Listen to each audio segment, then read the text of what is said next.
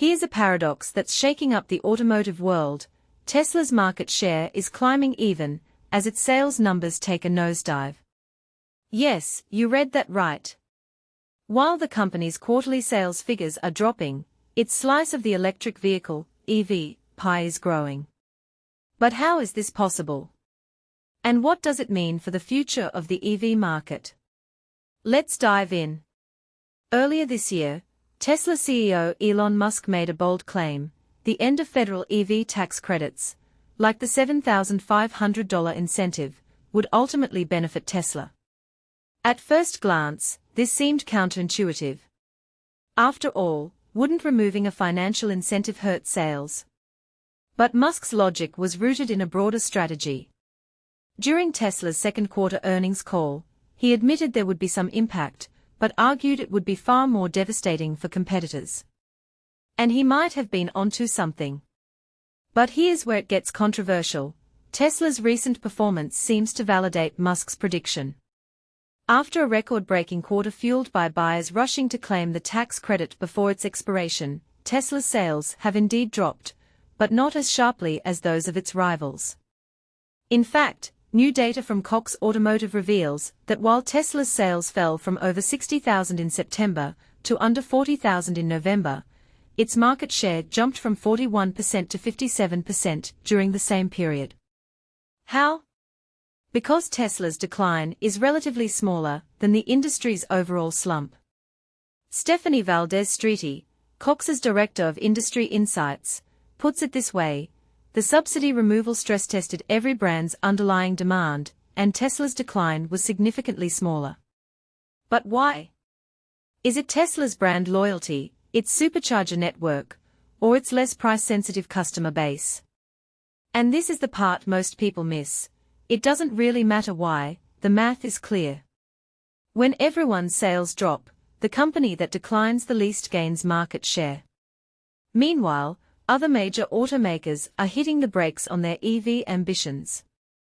GM is cutting back production, Stellantis has scrapped its 2030 all-electric goal, and even Toyota is delaying parts of its EV battery program. The federal government's rollback of emissions rules isn't helping either. All this has created a vacuum, one that EV-only companies like Rivian are eager to fill. As Rivian CEO R.J. Scaringa recently noted, the retreat of legacy competitors actually creates less competition for pure-play EV brands. Here's the bigger question: is the end of the EV tax credit a setback for the industry, or is it a necessary correction that will ultimately strengthen companies like Tesla? Some argue that subsidies artificially inflate demand, while others believe they are crucial for accelerating EV adoption. What do you think? Let us know in the comments. Shifting gears, let's talk about xAI's Grok. Despite raising $27 billion in debt and equity, the AI model is struggling to win over corporate America. Competitors like Anthropic and OpenAI have built robust enterprise revenue streams, but Grok's high-profile controversies, like the Mecha-Hitler debacle and its anime AI companions, aren't exactly helping its case. Even Tesla shareholders seem lukewarm about Musk's latest venture. Is Grok a misstep, or is it simply too early to judge?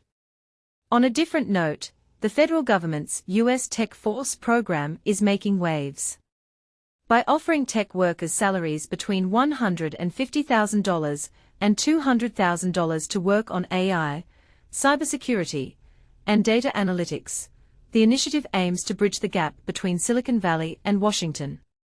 With participants like Apple, Amazon, and Microsoft, it's a bold move, but will it be enough to attract top talent? Is this a game changer for government tech, or just a band-aid on a bigger problem? Finally, in the race for autonomous driving supremacy, Tesla and Google's Waymo remain the frontrunners.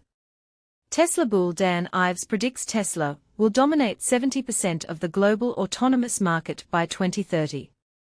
But with regulatory hurdles and technological challenges, is this forecast too optimistic? Who do you think will win the self-driving race? From Tesla's paradoxical market share growth to the future of AI and autonomous vehicles, one thing's clear: the tech and automotive industries are in for a wild ride. What's your take on these developments?